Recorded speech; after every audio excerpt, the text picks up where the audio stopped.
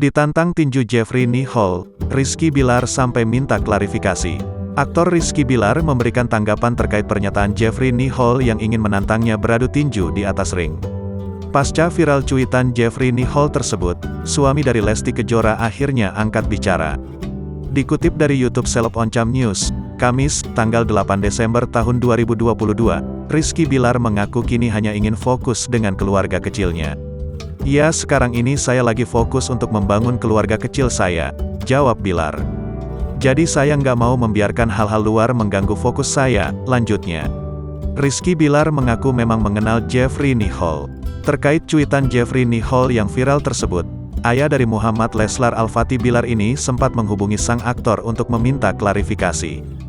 "Jujur saya kenal, kemarin sempat lihat juga. Makanya kemarin sempat ngecat anaknya untuk bertanya dan mengkonfirmasi apakah saya punya salah atau enggak dengan dia," tutur Billar.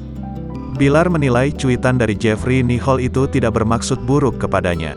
"Kita nggak tahulah maksud dan tujuannya apa. Yang pasti dari bahasa tersebut tidak ada niat buruk sama sekali lah," imbuh Billar. Kasus KDRT beberapa waktu lalu cukup banyak memberi pelajaran untuk Rizky Billar.